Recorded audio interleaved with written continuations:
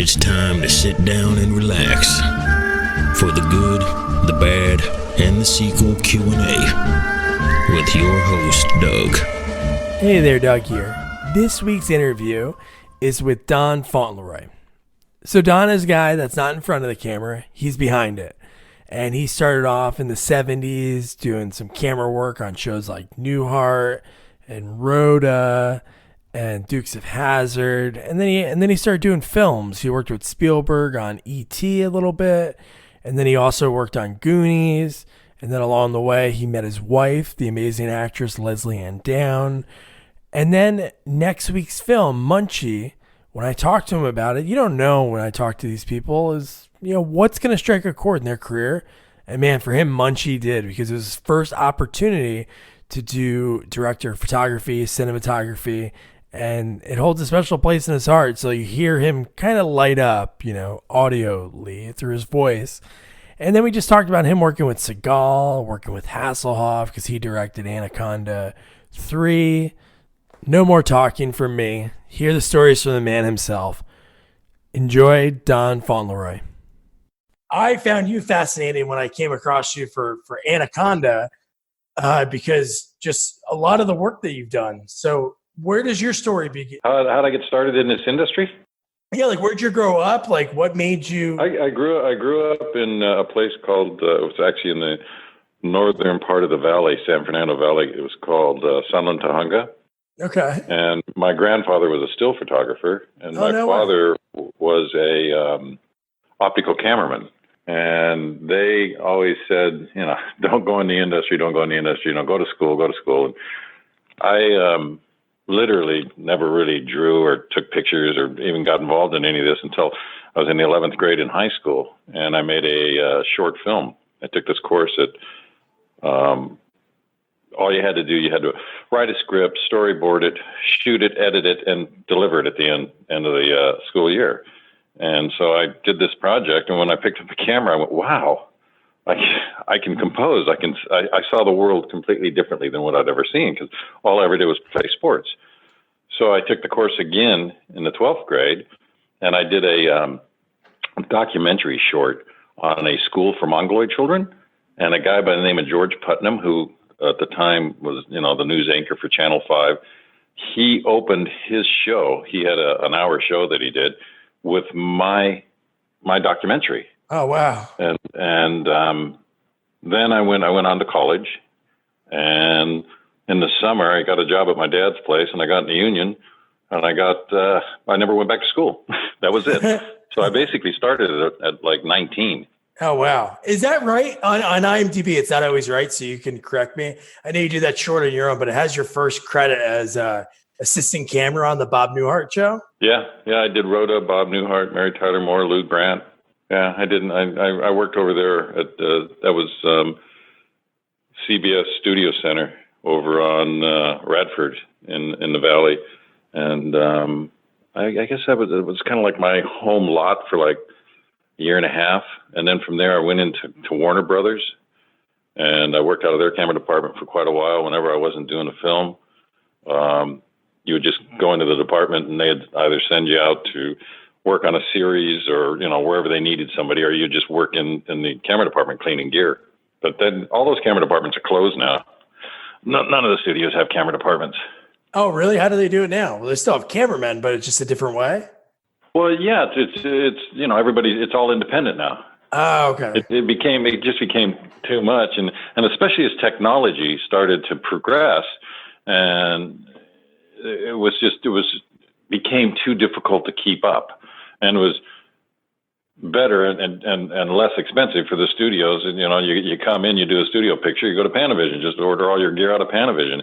Then they don't have all the techs in the camera department. They're not taking care of all the equipment. They're not, it just, they started cutting everybody back. So they ended up closing all the studios had big camera departments. They closed them all down by, I would say, wasn't too long after I did Goonies, when Warner Brothers closed down. Oh, wow. And I know Universal was closed before that, and MGM closed before that. So I would say they were all closed by the 90s. Yeah, that's a long time. Yeah. So how was Goonies? Yeah, Goonies was fun. It was great. I had a really good time. Yeah, my wife and I lived out there. Out here in L.A.? No, we lived out in Portland, Oregon. So did you film on location when you were out there? That part of it? Yeah. Or Awesome. We were up in Northern California, and we were up in Oregon, and then all the ship stuff was done on stage 4 at Warner Brothers, and the big tank stage. They built that ship, and that's where we did all that, and all the interiors were done on. There's like 4 stages that we had tied up. But I did that because I wanted to work again with Steven. Steven was directing Spielberg was directing the second unit, and I had worked with him on E.T. and I always wanted to work with him again. So I hooked up with him on that. And then I ended up leaving him because I went on to do North and South, where I met my wife. So, oh, that's amazing. Yeah, basically I can say that I left working with Steven Spielberg so I could go and meet my wife. So what'd you do for E.T.? E.T. is not on your IMDb. I was an assistant cameraman. I just day played on it. I guess I probably did about maybe 2 weeks. Oh, okay. My buddies were the camera crew, and they brought me in for extra camera. So when I do stuff like that, unless I pretty much did the whole picture, the whole project, I don't put it up on IMDb. Yeah. I'm not one of those guys that you work one day on a project and you take credit for it. No, that's true. No, that's cool. So you could say, yeah, you left Spielberg, you met your wife, and your wife's been in a lot of stuff too. She has indeed. Were you a fan of hers before, like when you met her? When I saw her in Hanover Street.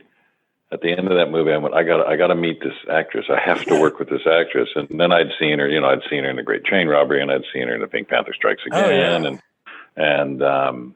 So when Stephen Larner, who was the cameraman I did Winds of War with, called me and says he's doing this miniseries, I said, God, I got a couple more weeks. I'm working with Spielberg. And he said, I really need you. And so I finally said, well, who's directing? And he told me Richard Heffron. I don't know him. I know of him. I know he does a lot of big miniseries. Never worked with him. I said, well, who's in it? And he said, Patrick Swayze and Lesley-Anne Down. So I said, I'll call you back in 5 minutes. And we've been together ever since, coming up on our 33rd wedding anniversary, actually. A couple days. Thank you. So another movie if there's anything else that you remember like over the years, but one movie that stands out is Terminator 2 Judgment Day. Yeah, that was fun. That paid for a great Christmas for my kids. I was on that forever. I was on it forever. Oh, really? And of course, I was doing the second unit, so we were doing a good majority of all the stunt work and all the kind of like that whole chase sequence with the tow truck chasing motorcycle down in the riverbed in the wash. We did that. We were on that forever. We did the helicopter. Crashing into the back of the SWAT vehicle. We had to do that shot 3 times. Whoa! The first time the helicopter, and there wasn't even a camera rolling, and it just fell off the rig before it got anywhere near where the action was supposed to take place. The second time, we were rolling, and it came off again, and we finally got it on the third time. Yeah, James Cameron was interesting. When we did that whole thing down there on that highway down in San Pedro, we had 6 cameras all set up, and all of them had video playback. We would rehearse. We'd video playback on our rehearsals. They'd take all 6 tapes out, fly them in a helicopter to Fontana, because the first unit was working in the steel factory. Oh, okay. And Cameron would look at all 6 angles, and then he'd call us and change them. Whoa. And how long would you say you were on that? Oh, God, I was probably on that 4 months, 4 or 5 months. I think the longest run I ever had was Winds of War. I was on it for a year and a half. It's a long time. Yeah.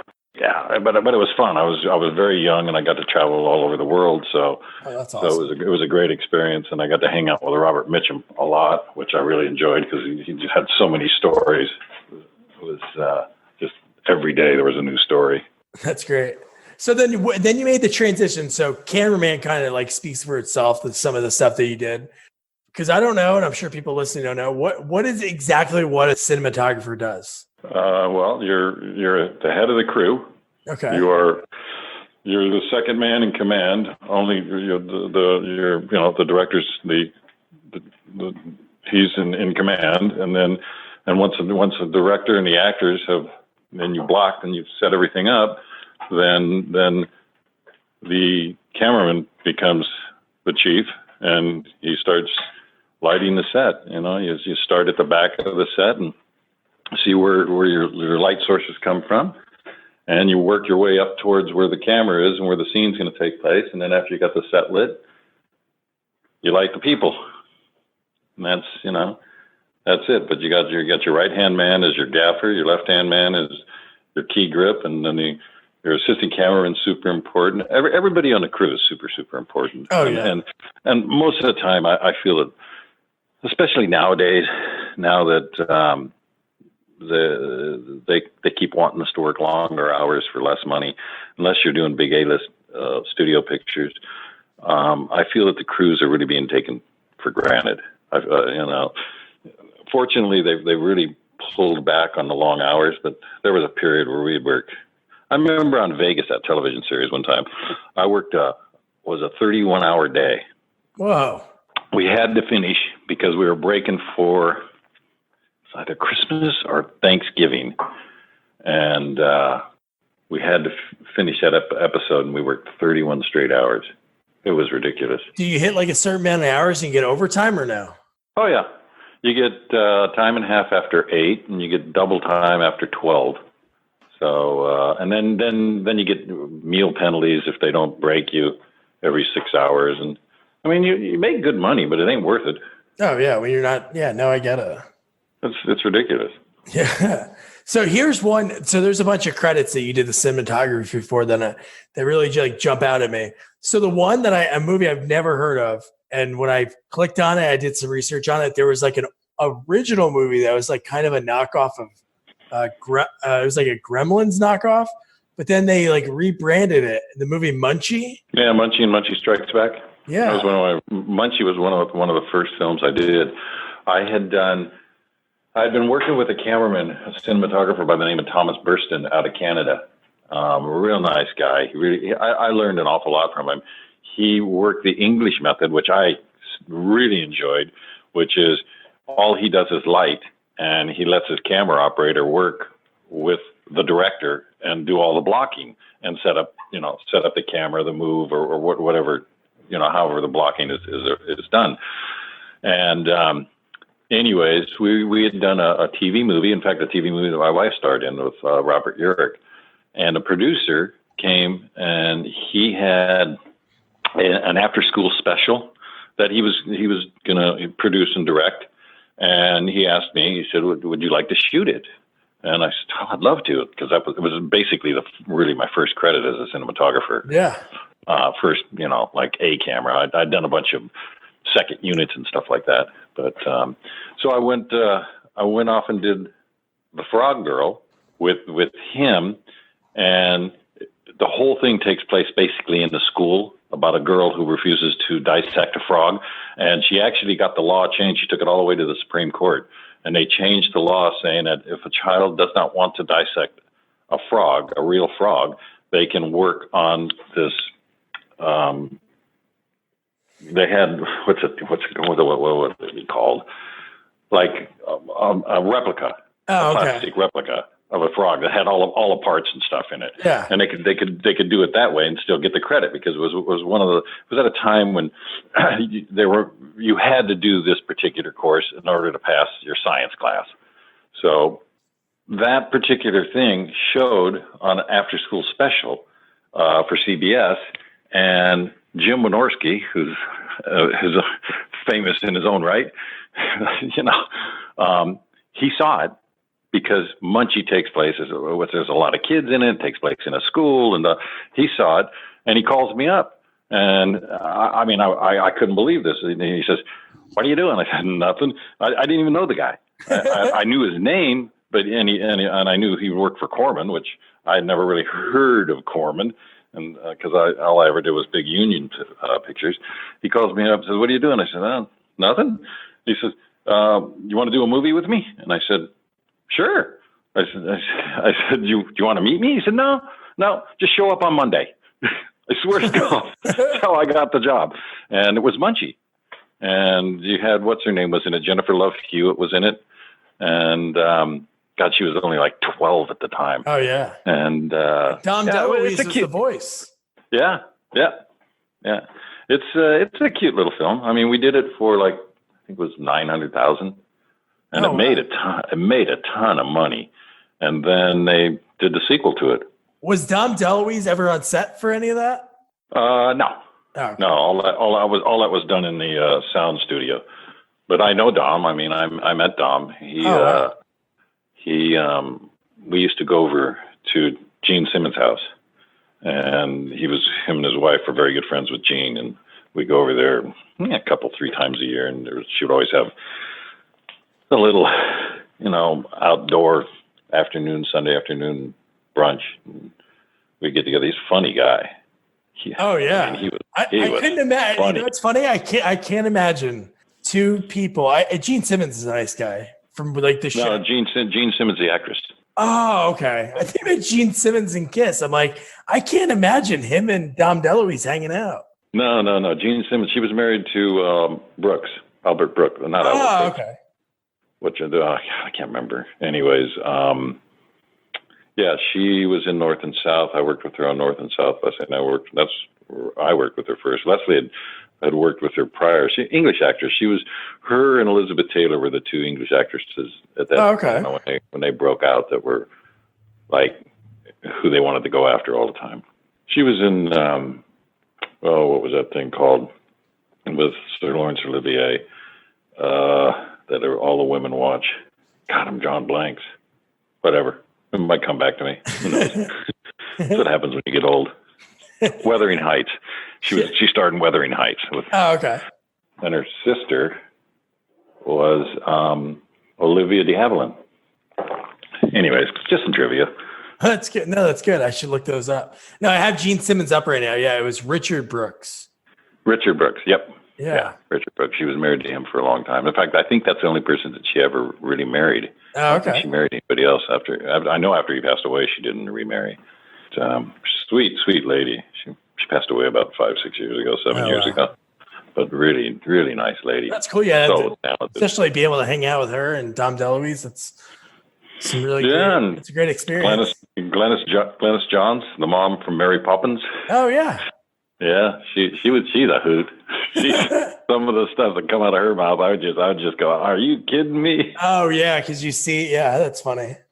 But yeah, no, we've had this industry's been very, very good to us, very good to both Leslie and I. I mean, because I did 3 films with Peter Hyams as his assistant cameraman. He was the director and writer of Hanover Street, and I used to talk to him constantly about Leslie. What was she like, and this and that. And he used to kind of badmouth her, but then I found out why, because he was trying to get in her pants, and she wouldn't have anything to do with him. So, and then of course I did like 14 films with Blake Edwards, and I used to talk to Blake about, and Blake adored her. He just absolutely adored her. And then when we moved out to Malibu, Blake and Julie actually came to our wedding. We used to go once a month to Blake and Julie's house, and he would screen movies. And there would always be, like 10, 12 people. Everybody's in the industry. And it was a lot of fun. It was a lot of fun. No, I bet. So you did a lot of cinematography, but the one movie that I wonder from your point of view, from all the movies, because you did like you said, Munchie Strikes Back, Skateboard Kid. And then you have a movie like Jeepers Creepers. Yeah. That movie was so awesome. And I don't know why you're making a movie like that. I've talked to a bunch of people, and I always ask them, like, when you're making a movie, do you know how good it's going to be or how it's going to be received by the public?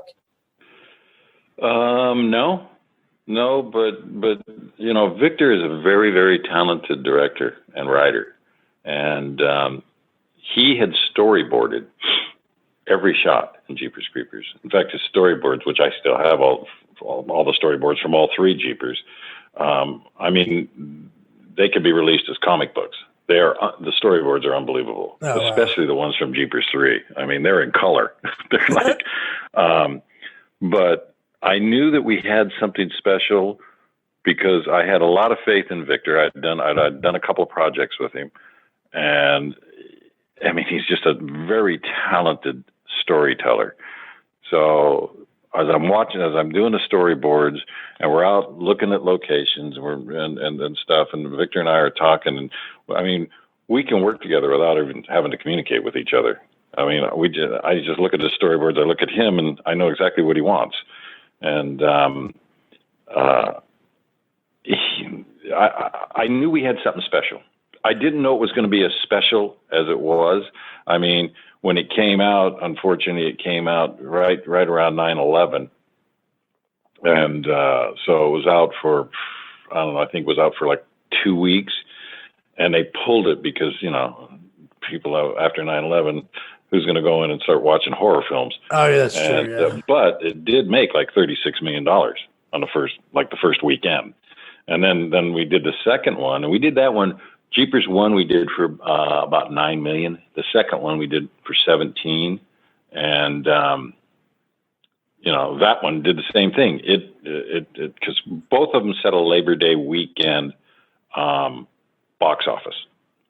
So then the second one beat out the first one, and I like cinematography wise, I like the second one better than the first one.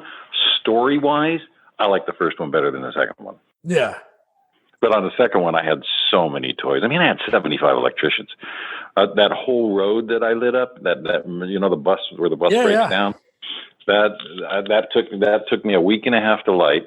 I had 15 225-foot cranes that all had 3 Super Dinos on each crane, which is a Super Dino is 36 lights on each light. So there was 3 of those on each crane, and then there was a 1500 amp generator below powering. You needed that much power to power the 3 Super Dinos, and I mathematically figured it out. Actually, Bobby Driscoll was the one that really helped me, because we did the same thing on the first one for the night stuff, but we only did about a half a mile of road. Well, this time I did a little over a mile, and the formula worked out where you want to be 400 yards from the road, and then every eighth of a mile you put a crane, and if right at the middle of the road, rating your ASA at 400, you get a dead 2.8, which is where I wanted to be, especially on the second one, because I shot the second one anamorphic, and Panavision and Dan Sasaki and those guys retooled the anamorphic lenses so they would perform at 2.8. Before, you used to have to be up between 4 and 5.6, 4.5. So they retooled all these anamorphic lenses for me, and yeah, I had so much fun on Jeepers too. I bet, especially we shot all that night work, because we shot it during the time of year where there was only 8 hours of night.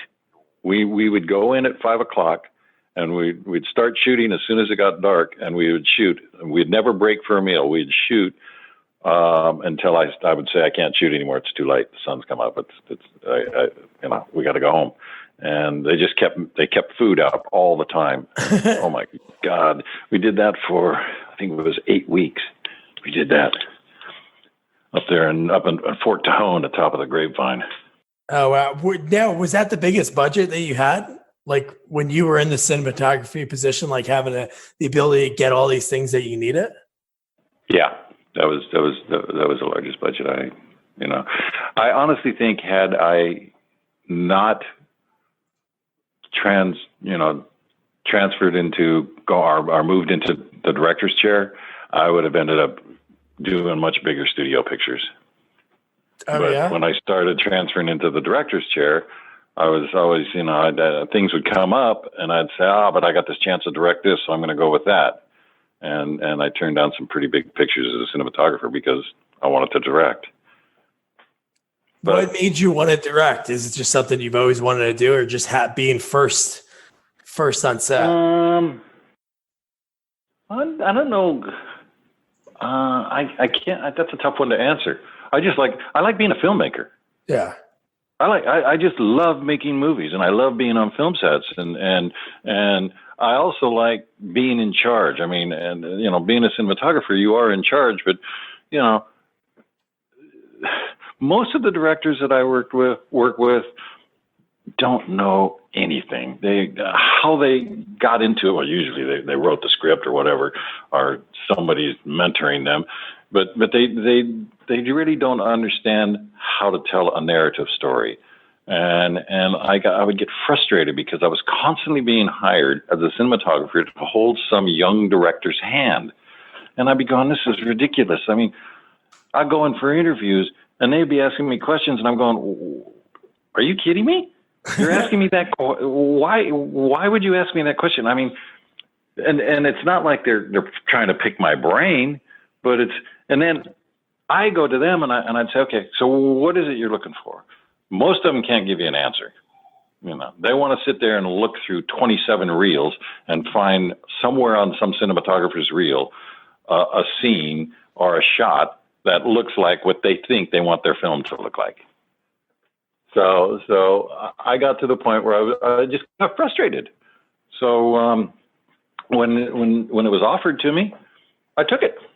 I said, yeah, I'll do it. I'll direct and shoot, and it worked out real well. And I ended up getting more and more, and then I ended up doing those 5 Seagal movies, and I just like making films. Oh yeah. But I like both jobs. I like both hats. Oh, okay, good. So I have here the first movie that you did. It was Young Hearts Unlimited, directing wise. Yep. How was it? I know you worked with your wife before. Actually, the very first movie I directed was Saving Grace. Oh, okay. That was the very first movie I directed. I got a phone call from a friend of mine, Tracy Langan, who was worked for Panavision, and he said, this young girl came in. She's got this project. She wants to do this comedy, and she's looking for a director. And I said, oh, okay, So he made the introduction. I met her, and I read the script, and I go, what do you? This is like a pilot for a sitcom. I said, your waist, it was like only 60 pages long. So, needless to say, and she said she had all the money. Needless to say, she didn't have all the money. We had to rewrite the script. She was a stand-up comedian. She was going to play. There was like 60 roles in it, and she was going to play all 60 roles. Wow. We changed all that. Yeah. We ended up, setting it in a. Well, actually, it was a biker bar that we converted and dressed into an Italian restaurant, and we had Olivia Hussey in it. My wife was in it. Stephanie Beecham was in it. Gavin, I can't remember Gavin's last name. He was in Braveheart. And so that was the first thing that I directed. We did it, and we literally did it. I brought in every favor that I could pull. I had my crew come in, and we did it basically for like $60,000. And it turned out it's cute. It's cute. So that was the first one. And then right after that, I got Young Hearts. Okay. How is it working with your wife? Love it. You love it? That's awesome. Oh yeah, no, we've done like 20 films together. That's so much fun. And that movie had a bunch of people in it, which is pretty cool. Corbin Burns. Yeah. I've interviewed people that worked with him and had great stories about him. Mm-hmm. Corbin? Yeah, Corbin's a good guy. Yeah. He's a good guy. So I have to ask, since you mentioned it, so you directed 5 Seagal films. How is it working with Seagal? Well, he's Steven Seagal. He's an icon. And, I had some rather very wonderful times, and then there were some times that were a bit difficult. But, when you're working with somebody that at one time was the biggest box office star in the world and was on top for about 4 or 5 years, I mean, bigger than Clint, bigger than Burt Reynolds, bigger, when he got up there and he never had to pay his dues, his first film made like $60 million and they made it for $900,000. Wow. And then of course the next one was, the one where he's on a Navy ship. It made over $100 million. I mean, it's Under Siege. Yeah. Under Siege. Yeah. It made over $100 million. I mean, and he never came up through the ranks. I mean, he was a dojo guy and Yeah, he put on a show on a Warner Brothers lot, and they financed his first film, and I mean, he just skyrocketed. So he unfortunately had never been humbled, and because he became his own worst enemy, that's what I think really hurt his career. I mean, when I first started working with Steven, I probably shouldn't start throwing numbers around. But he was making a lot of money, and now because of everything and the Me Too movement, he can't get arrested. It's really that the Me Too movement has hurt a lot of careers. I will say that. But Steven, I remember the very first film. We were in Japan, and we were working on stage, and I was in the middle of this scene. We had to turn around. We'd done the master and we'd done the coverage going one direction. We had to turn around to go the other direction. And all of a sudden the AD comes to me and says, Steven's on his way to set. We got to go over and light his scene. I said, but we got to finish this scene. Oh, no. We got to light his scene. And this was my first experience working with the man. Yeah. And so I'm going, this doesn't seem very efficient. But anyway, so they take me over there and I say, well, can we have a rehearsal? Steven's going to sit right there. I said, okay. Can I just see a blocking of some sort so I can see, how I'm going to organize this and light the set and then light the scene and see what's going on? That Steven's going to sit there. What we want you to do is light him and his close-up. We'll shoot all his stuff. He'll go home. We'll go back to the other set. We'll turn around and finish that scene. Then we'll come back and shoot a master and all the coverage going the other direction of Steven's scene. And I said, but Steven's not going to be there for the master if you let him go home. We'll use the body double.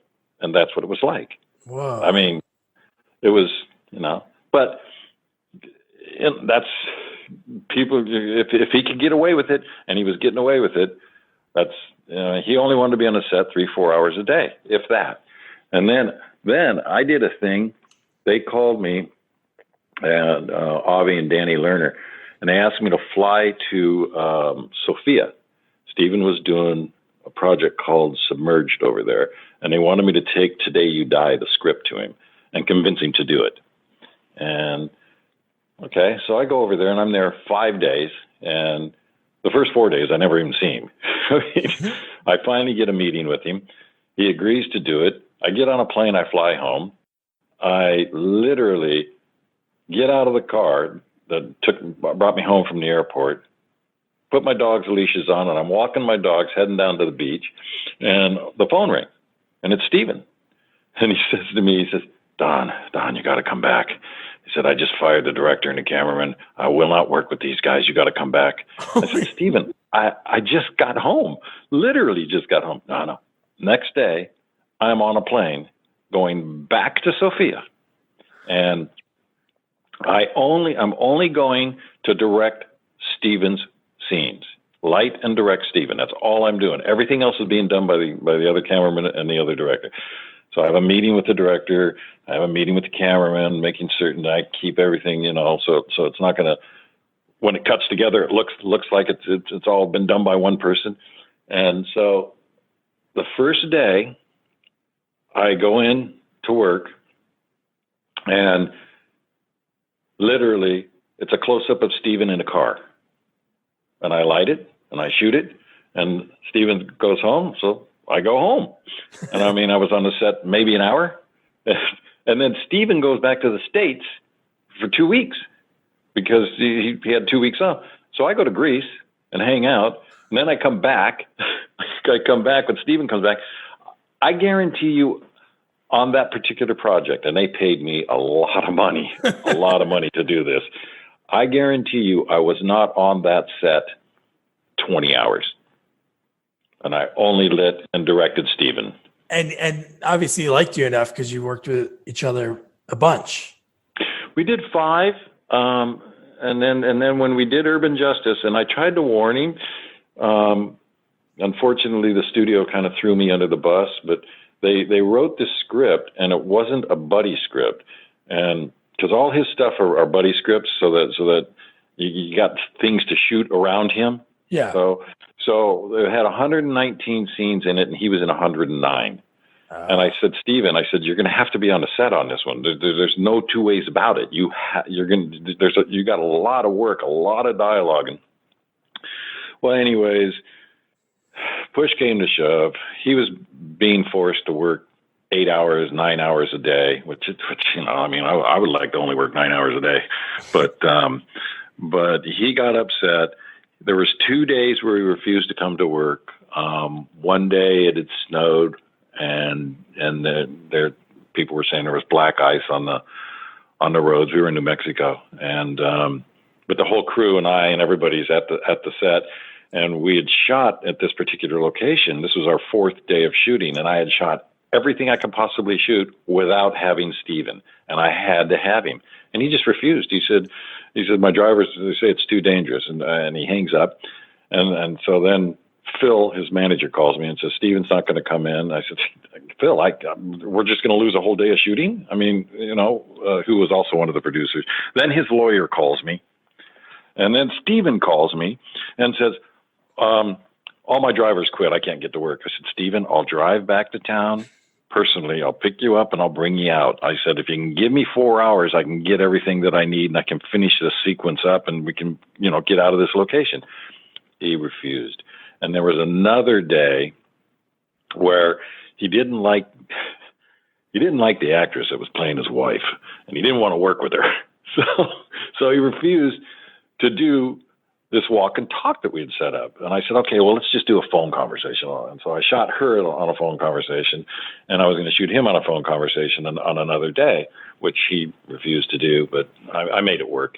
Anyways, so that was 2 days out of, and it was a 20-day shoot that he didn't come in. So the last day of shooting, which was all done on stage, where we had all the action, where the gangsters, the gang members were breaking into his hotel, and I mean, the amount of bullet hits and blood and just everything that we had to rig. I mean, they'd been building this set for almost 3 weeks, and we completely obliterated it. And the problem was, when I looked at the call sheet, which was the last day of shooting, I had 22 pages to shoot, all with Steven. He wasn't happy, but he didn't come to work for 2 days. You can't do that. So so anyways, about hour 13, he's just saying, I got to go home. I can't take it anymore. And of course, they're not going to add another day. We got to finish it. So anyway, I fell out of good graces because of that, because of Urban Justice, because he worked. But of all his films in the last, let's see, we did Urban Justice in 2006. So in the last 15 years, that's got the best reviews of any film that he's done. They had a pretty good cast. Yeah. Yeah, Danny Trejo, Eddie Griffin, a lady that I'm actually interviewing in a few weeks, Carmen Serrano. Yeah, Carmen's great. I like Carmen. Yeah. He hated Carmen. He made her cry 3 times. Oh no. Yeah. He was very mean to her. Oh, it's funny. Like I've never heard anything bad about anybody that I've talked to, but it's funny. I interviewed William Sadler, and we talked about Hard to Kill, and he told me stories about Steven from that. One of the stories was the director. I don't know if you know him or not, but Bruce Malmuth. Mm-hmm. He directed that movie, and towards the end, William Sadler said it was kind of weird because they weren't talking on set, him and Steven. So like somebody had to tell, like Bruce had to tell someone to tell Steven something. So at the end of the movie, they had to reshoot. They couldn't figure it out. So William came up with an idea for it, and he goes, Bruce was like, "Oh, that's a great idea. You know what? Could you pitch it to Steven?" So Bill Sadler's like, I go to his trailer and I pitch him this idea. And then William Sadler is he's a pretty funny guy. He did a Seagal impression. And then I talked to Michael Grace, who wrote Marked for Death. And he told me some stories about him too, that he tried to submit a script that was the same as a script that Michael Grace already wrote. Yeah. I'm not surprised. That's crazy. There was a lot of that going on back then now. Or guys would take a script that another writer's written, and then they'll go in and they would just change some dialogue in it and slam their name on it. Paul Hogan is famous for doing that for Crocodile Dundee 3. He tried to do that. He went in there and just like you said, he really just used like a thesaurus and just changed words. Mm-hmm. Yep. Yeah, I know. John Gray, the director who did Glimmerman with Steven. I did Helter Skelter with him, and I did what was that Jennifer Love Hewitt series that he created. I did some of the episodes of the that Ghost the Ghost Story. Yeah, the Ghost Whisperer. Oh, okay. And Steven didn't talk to him either. No, they just by the time they were about halfway through the schedule, and all communication had stopped, and basically it was being sent through other people. That'd be a hell of a like Netflix documentary or like HBO, just like a Steven Seagal support group where all these directors and actors have worked with him and just had these experiences. Talk about them, but so one movie that in the first email I sent you like many moons ago now was Anaconda 3, and then you did Anacondas after that. I did Anaconda 3 and 4. I was Phil Goldfine. He had picked up the franchise. This is back when, at a time when the studios were utilizing big films and then basically doing sequels that went direct to video. Yeah. And the reason they were doing them was because they already had a complete following. They had, didn't have to do a big P&A campaign. So I was doing a project in New York, and Phil calls me and says, who I'd done, I don't know, I've probably done 8 or 9 films with him by this time. He calls me up and he says, I got the sequels, Anacondas. I really, really need you to do them. And so I said, okay, well, send me the scripts. And I read the scripts, and the scripts were written by the kid that he had hired to answer his phones out in his outer office, who he paid nothing to. So I'm going, ooh, these scripts need some work. So anyways, I ended up doing those two as a favor to Phil. I went over there. We did them back to back. We did Anaconda 3, and then we had the weekend off, and I started Anaconda 4. Some interesting things. I mean, like on Anaconda 4, I think it was Anaconda 4, and we were working in Bulgaria at Castell Studios, and so I was using all their crew, and the crew actually said that I was pushing them and working them too hard. And I said, how come you guys be working too hard? You're usually working with directors that come over here and you're working like 16, 18-hour days. We were doing an 11-hour day, and that included an hour for lunch. So actual shooting time, we were probably only putting in 9 hours of shooting. But I was getting 75 to 100 setups, and then I was using multiple cameras, and yes, I would push hard, but I wanted to get the day's work done. I'd come in with my shot list, and we'd work. So anyways, we were getting ready to do the cave-in, and this is on Anaconda 4, and I'm waiting for special effects, and they say, about a half hour. So we're down in this cave and on stage, and I've shot everything. I'm done. I now have to have. I'm at the point where we got a cave. We got to do the stunt. So they can't. They're having problems. Hour 12 comes up, and the producers come to me and they say, "Well, we're gonna let you go 14 hours." I said, "Oh, thank you. I really appreciate that." So finally, I get the set, and it was like, it was well after 13 hours. And I say, okay, bring the camera over here, bring the camera. And the AD comes up to me and he says, you don't have a camera. I said, what do you mean I don't have a camera? And this is this assistant cameraman who's been this guy was friggin' lazy. So I said, where is the camera? I was an assistant cameraman for 17 years. I'll set it up. Just tell me where it is. He says, well, the assistant cameraman says he was physically and mentally exhausted, so he took the camera and the lenses and went home. I said, what? I walked over and I sat in my chair, and all this yelling and screaming's going on, and the producers are just they're into it, and they're trying to run this kid down. And so they finally get him, and they get the camera back from him. They go drive out and get the camera back. But when they bring it in the stage, because of all the lights and everything, and it was freezing cold outside, and he had left everything in his car, everything sweated up. Just like, it was like being in a sauna. So we ended up not getting a shot. So we had to come back the next day. And of course, I fired the assistant cameraman. Actually, I wouldn't even talk to him. I couldn't believe it. I was so shocked. But that was one of the experiences over there. The other one was I asked for a dance floor. And this was in the first Anaconda 3, a scene that takes place around the bed.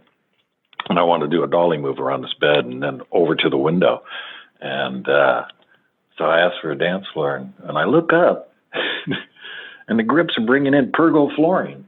Well, I said, I don't need a living room floor. I just need a few sheets of plywood and some masonite over it. They spent 2.5 hours putting down this floor. I did my one shot, and I never saw the floor again. Oh, my God. I think somebody wanted pergo flooring for their living room. Yeah. They just wanted to take it back. Yeah, I talked to Crystal Allen, who said that was really fun for her. She had a great time on the shoot, and she had the same kind of story. Like she said, after the third one, I get home, and it was maybe like a few days, and I got a phone call to go right back. Yeah, it was a pretty hard haul, but the hardest thing about it was I didn't get the second script until like 3 days before we started shooting is when I got the second script. They were supposed to, the rewrite and everything that was being done. And so it didn't leave for a lot of prep time, but, we pulled it off. It was fun working with Hasselhoff. I know, I bet. I really enjoyed working with him. Yeah. Yeah, Crystal was great. Yeah, she is really cool. She had a cool story about, because her and David were pretty nice on set, and she invited him over for like a screening at her house for the third one. Like she had a copy of it, and like he said he wasn't going to show up, and her and her friends are sitting around, and then I know where the doorbell rings, and it's like David Hasselhoff at her place. Yeah. Pretty cool. I was walking through the lobby of the Hilton Hotel in Sofia with David. We'd come back from lunch, and there was a wedding going on. I couldn't believe this. He looks in there, and then, the reception's going on. I said, "Oh hell, these people want David Hasselhoff to sing at their wedding." And he went in there, got up on stage, took the mic, and sang 2 songs. I mean, it was crazy. But then he just came out, and it was all done, and everybody's around him getting autographs, and yeah. When I was in Japan with Seagal, we were shooting in a pachinko parlor, and Seagal drives up. I swear to God, I've never seen anything like this in my entire life. He gets out of the car, and I swear within 1 minute, there must have been 4,000 Japanese people around him with phones, taking pictures. I mean, it was like we were completely mobbed. I've never seen anything like it. The man, he would walk into a room. His presence is unbelievable. I spoke to him. I said, "Steven, you should start doing stuff like the old spaghetti westerns that Clint Eastwood used to do. Don't say anything. Do it all with looks. Minimal dialogue." And his presence is unbelievable. His movies must kill over there. They're huge. Yeah. He's huge in Asia. That's crazy. And that doesn't help his ego when he gets out of a car and 5,000 people are running up to him. Yeah. Wow. So Don, what are some things that you're working on right now? I just finished a Hallmark little Christmas movie, movie called A Ring for Christmas. Oh, awesome. We had Michael Gross was in it, and Lorraine Bracco. Yeah, Michael's a great guy. I've worked with him a few times. You got to think, he like growing up, like watching. Oh man, I can't even think of Alex P. He was Mr. Keaton when you're growing up, and then he's in Tremors. He just has all these cool, iconic roles. Yeah, he works a lot. Yeah, he works a lot, and he loves what he does. He loves what he does. But so I just finished that, and I literally just delivered my cut. So we're we're basically now in finishing up the mix and the color timing, and then we deliver it, and then I'm off to the next one. I got 2 projects that I want to do. One is called Sting of the Twin Serpents, which is a martial arts project, and the other one is a horror film called Trippy, which is about a little ventriloquist doll. That's creepy. Yeah, it's pretty intense. And then it's a great script. I mean, it's so politically incorrect, but it's going to have people. It's going to scare a lot of people. Awesome. Is there a particular genre that you enjoy directing more in? Not really. I like I say, I just love making films. I love being on a film set. And is there any one particular genre that stands out more than the other? No, I can't say that there is. I mean, I love doing comedies. I love doing romantic films. Oh, cool. Romance films. I like doing horror films. I mean, I would actually say my most favorite films are action films. I would say that's my favorite genre, because it's like you almost get to be a kid, like playing Army. Yeah, no, that's true. And you get to like put it all together, and you get to watch everything unfold. Mm-hmm. So are you know what you should do? I don't know. Do you ever write at all? No, I've tried. I mean, I've like done some rewrites on scenes and stuff like that, but I've never written a full script. I don't have the patience to lock myself up inside for that amount of time. I'm always on the go. I'm more of an outdoor type person. Okay. No, I was just saying, like a perfect like Hallmark kind of movie would be like The Way You Met Your Wife. And it seems like you like those romantic movies, but like cameraman approaches, big time actress, and that's pretty cool. Yeah. I remember 4 days into our relationship, she looked at me and she said, "Don't fall in love with me. I'm trouble." Right. Right. Are you guys going to work together? What was the last time you worked together? We did a project. Was it last year? Cool. It was last year. We did another Christmas movie for the Ion channel. Oh, okay. And she played the mom in that, and then when I was doing Jeepers 3, I was supposed to do a little thriller, but Jeepers 3 kind of got messed up, and they kept postponing and pushing, and we had worked on that together, that little thriller, but it overlapped because Jeepers pushed so much. I mean, they pushed like 5 weeks. Oh wow! So it overlapped onto that other little thriller. So we weren't able to work together on that one. But we got some stuff coming up in the future. I want her to play this old hippie in Trippy. Oh, cool. There's this one character that's just a 60-year-old hippie, 65-year-old hippie, and a woman who's friends with the little doll. She'll have fun playing the character. It's a great role. It's a great character. That's cool. And one last question before I let you go, and this has been great. I love being able to talk to you. Well, like I knew it was going to be great to talk to you anyway. It's not like I know you, but you just seem like a really likable guy, like through pictures, if that makes any sense. But thank you. Yeah, I was going to say, over the years, was there any time, because it seems like you've worked with so many people, with your wife, or was there any time you were ever like awestruck on set? Was it like Newhart, like seeing Bob Newhart right in front of you? Yeah, when you're young and you're first going on a film set, yes, it takes a little bit of time to get your feet grounded and realize, hey, this is a job. But yeah, I mean, I remember on the Bob Newhart show that it's a multi-camera show, so there was 3 cameras, and you had 7 magazines for each camera, and you'd load your 21 magazines up, and then every reload, whenever they'd reload, you'd run out and give the first assistant cameraman, you'd take his magazine that had been shot and give him another magazine. We were working on BNCRs, massive cameras. And then at the end of the day, we would, you would download all 21,000 feet.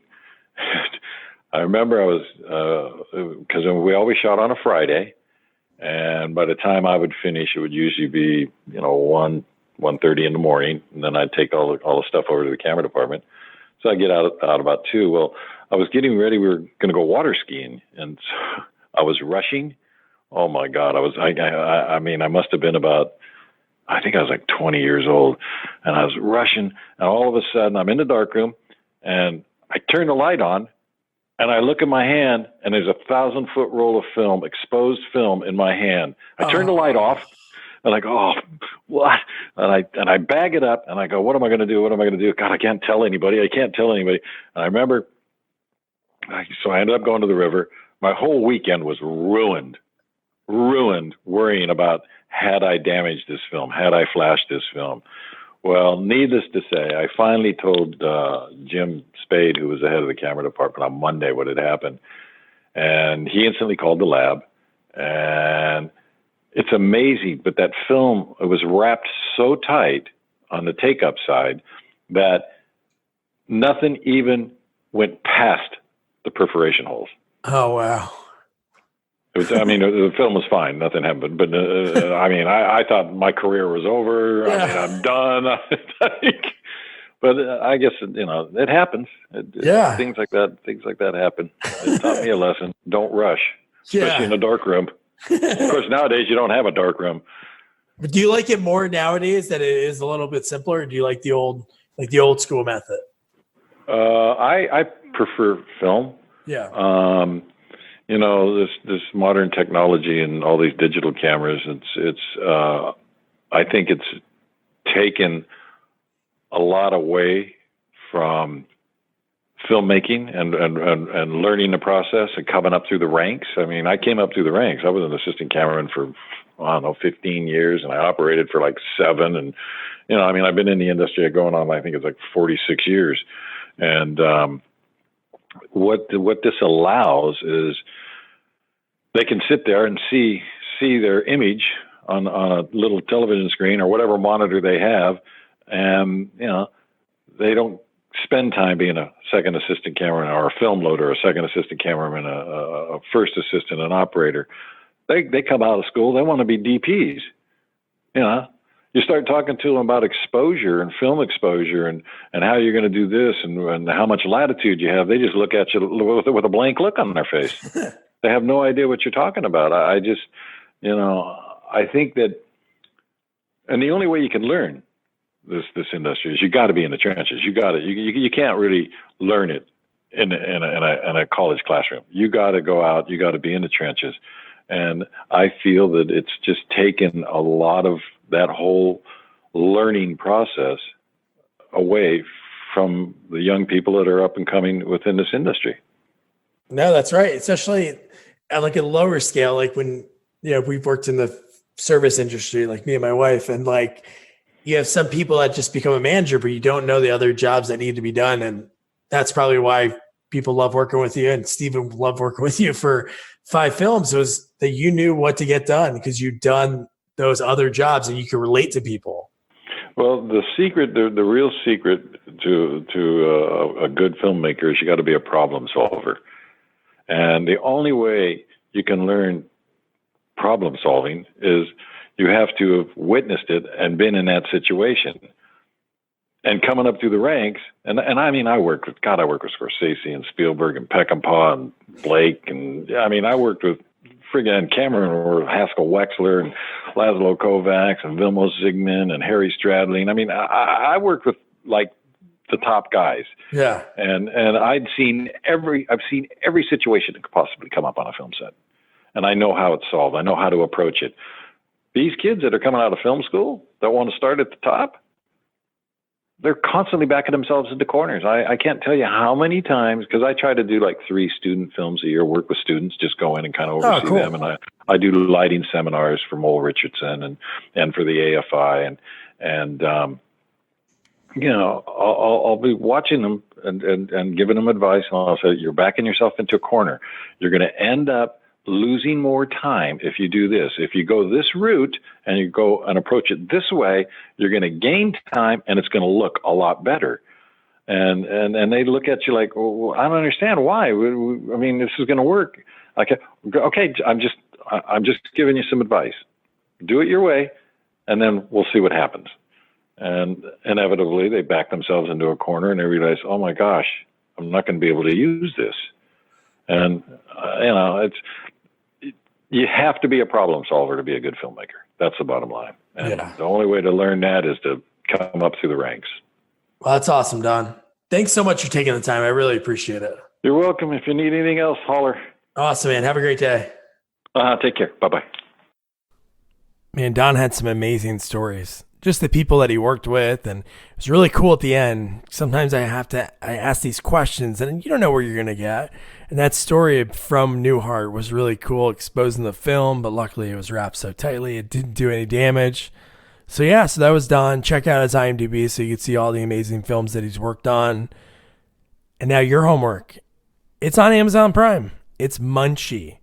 He's the director of photography, cinematography, and the voice of Dom DeLuise is Munchie, the creature. I don't know what you want to call it, but it is a very, very interesting film that did so well, as you heard Don put it, that they made a sequel, which I'm trying to get somebody for the sequel, because the sequel to the sequel. But because it's just wild. So watch it. There's a young Jennifer Love Hewitt in the movie. She goes by Love Hewitt. So watch the movie. Don't forget to review, rate, share our podcast. Follow us on all social media at Sequels Only.